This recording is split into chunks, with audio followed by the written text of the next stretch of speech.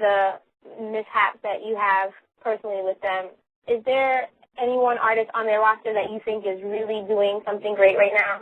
Or a few? Well, it's not. It don't have nothing to do with the roster. I think like all of the cats over there are talented dudes. You know, I mean, from day one, from the time the whole label started, it was always talented dudes. It's the business. Like, you know what I'm saying? That you can't ever take that away from nobody. Like, it's just the business that they do. I mean, you got to look at it. Like, if it wasn't that, then they wouldn't be doing the numbers that they doing. But it's just, I don't know. My problem is just that. It's the business. I don't have a problem with nobody. I mean, you know, Drake used to back that ass up, you know, and I appreciate it. He took care of his business himself because he knew the relationship, you know, with me and them. So, you know, business can be done as long as it's done right. Right. In recent news, you know, Busta Rhymes, he's currently merged with YMCMB. Beyond like a personal factor, like what are your thoughts on, like, you know, Busta's a legend in his own right. He's been around for a very long time. Like, he didn't necessarily have to make that move, but why do you think he would have made a move like that? I think he got to feed his family. Like, I mean, veteran artists know how to get money. You know, when it really comes down to it, he knows how to get money. Like, you know, he's done this long enough to be like, hey, well, what y'all offering? Okay, cool, I'll take that. And on top of that, you got to look at it. Busta's the type of dude who, like, hey, if y'all don't do what y'all supposed to do, I'm going to move around. I'll get with somebody else. You know, if you don't know no better, you'll sit there for 2 years and sink. You don't even know what's going on. But I'm on the show. His contract is, hey, if y'all don't put out this record by a certain time, I can walk away from this.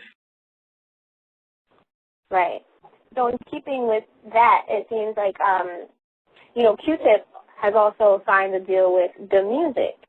And there's another legend in his own right. And, like, you know, he went over. And it seems like a good fit. Like, it seems like Good Music is the newer generation of Tribe and that sense and style of music. Yeah, and, you know, I mean, nobody can say nothing about Kanye right now. We can't say he's a good businessman or a bad businessman. But, you know, from what he's done, you know, and how he feel, I mean, he's been on that side of the, you know, of the stick or whatever, like, wow.